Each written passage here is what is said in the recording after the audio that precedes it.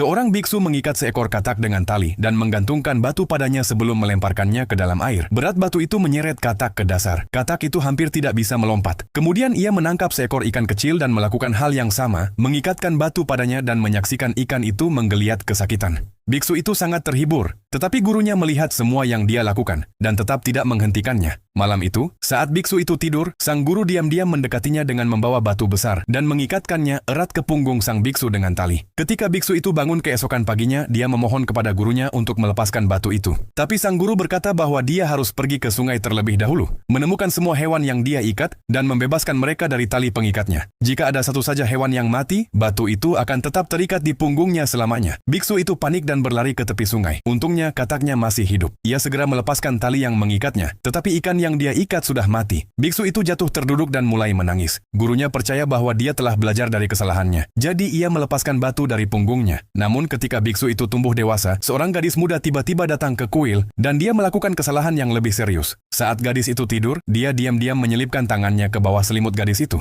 Gadis itu terbangun dan menamparnya. Biksu itu berlutut di depan patung Buddha, menyesali perbuatannya tanpa henti. Gadis itu hampir saja menghiburnya ketika sang guru tiba-tiba membuka pintu. Biksu itu dengan panik berdoa agar tidak ketahuan. Tetapi malam itu dia kembali masuk ke selimut gadis itu saat gurunya tertidur. Kali ini dia benar-benar melewati batas. Untuk menghindari ketahuan sang guru, mereka diam-diam melarikan diri dengan perahu ke tengah danau. Tapi keesokan paginya, sang guru mengetahui semuanya. Ia diam-diam telah mencabut sumbat kayu dari dasar perahu. Saat air semakin banyak masuk ke dalam perahu, kedua orang yang sedang tidur itu tiba-tiba terbangun. Biksu itu sadar gurunya telah mengetahuinya dan langsung berlutut, memohon ampun. Sang guru memperingatkannya untuk melupakan hubungan itu. Lalu ia membawa gadis itu kembali ke daratan dengan perahu. Malam itu, biksu itu tidak bisa tidur. Sebenarnya, dia menunggu hingga gurunya tertidur, lalu diam-diam meninggalkan kuil dengan membawa patung Buddha di punggungnya. Namun sang guru tahu muridnya telah pergi secara diam-diam, tapi tidak berusaha menghentikannya. Ia tahu, jika murid itu memang ingin pergi, tak ada yang bisa menahannya. Bertahun-tahun kemudian, dia melihat foto muridnya di surat kabar. Mantan muridnya itu kini menjadi buronan polisi di seluruh kota karena membunuh istrinya. Sang guru menghela napas panjang.